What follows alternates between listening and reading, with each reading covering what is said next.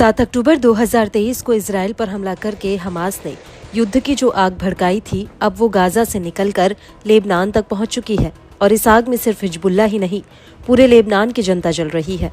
लेकिन इसके बावजूद हिजबुल्लाह हथियार डालने को तैयार नहीं है। और अब हिजबुल्लाह अपने तरकश से ऐसे हथियार निकाल रहा है जिनका इस्तेमाल उसने अभी तक नहीं किया था। यहाँ तक कि हिजबुल्लाह के ड्रोन, रॉकेट और मिसाइलें अब इजराइल के और ज्यादा भीतर तक हमला कर रही हैं। इसका जीता जागता सबूत 19 अक्टूबर 2024 को नेतन्याहू के घर पर हुआ ड्रोन हमला है। और यही वजह है कि अब हिजबुल्लाह ने कह दिया है कि वो इजराइल के सामने 1 इंच तक नहीं झुकेगा।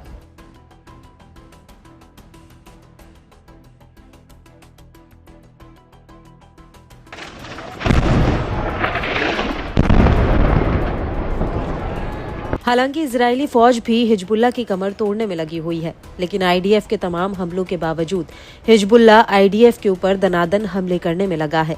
और अब इसी कड़ी में हिजबुल्लाह ने इजराइल को एक बड़ा झटका दे दिया है। दरअसल हिजबुल्लाह ने लेबनान के जिबचिट कस्बे में आईडीएफ के हरमस 450 ड्रोन को ढेर कर दिया। हिजबुल्लाह के मुताबिक 22 अक्टूबर 2023 को शाम करीब 5:40 पर इस ड्रोन को निशाना बनाया गया। हिजबुल्लाह के मुताबिक इजराइल के एक और हरमिस 450 ड्रोन पर जमीन से हवा में वार करने वाली मिसाइल से हमला किया गया। ये ड्रोन लेबनान के अल इक्लिम इलाके में उड़ रहा था। हालांकि हिजबुल्लाह के हमलों की वजह से इस ड्रोन को पीछे हटना पड़ा। आपको बता दें कि 15 अक्टूबर 2024 से हिजबुल्लाह इजराइल के 4 हरमिस वेरिएंट के ड्रोन गिरा चुका है। इसमें एडवांस हरमिस 900 ड्रोन भी है।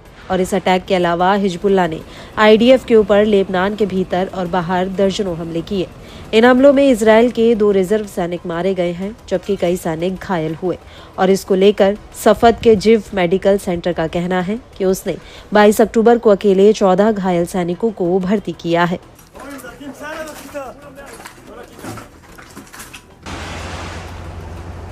वहीं दूसरी तरफ हिजबुल्लाह का ये भी कहना है कि उसने लेबनान बॉर्डर के पास आईडीएफ के 6 मेरकावा टैंकों को उड़ा दिया।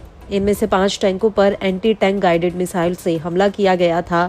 इनमें से एक टैंक रब अल थलातिन गांव के बॉर्डर के पास नष्ट किया गया, जबकि एक दूसरा टैंक इसी इलाके और अल तैयबे के बीच में हिजबुल्लाह के हमले की वजह से तबाह हो गया। हिजबुल्लाह का कहना है कि बाकी टैंकों को ओडिसिया, अल तैयबे और मिसगाव के बाहरी इलाकों में निशाना बनाया गया। हिजबुल्लाह ने दावा किया कि आईडीएफ के लेबनान पर जमीनी हमला करने के बाद उसने आईडीएफ के कुल 26 मेरकावा टैंकों को उड़ा दिया है। और इन हमलों के दर हिजबुल्लाह ने उत्तरी इजराइल के तटवर्ती इलाके में भी ड्रोन्स का एक जत्था फायर किया। और इस हमले की वजह से मैनिशे और नेतन्याह सेटलमेंट के उत्तर पूर्वी इलाकों में हवाई हमलों के सायरन बजे। गौर करने वाली बात यह है कि पूरा ही इलाका लेबनान बॉर्डर से करीब 86 किलोमीटर की दूरी पर है।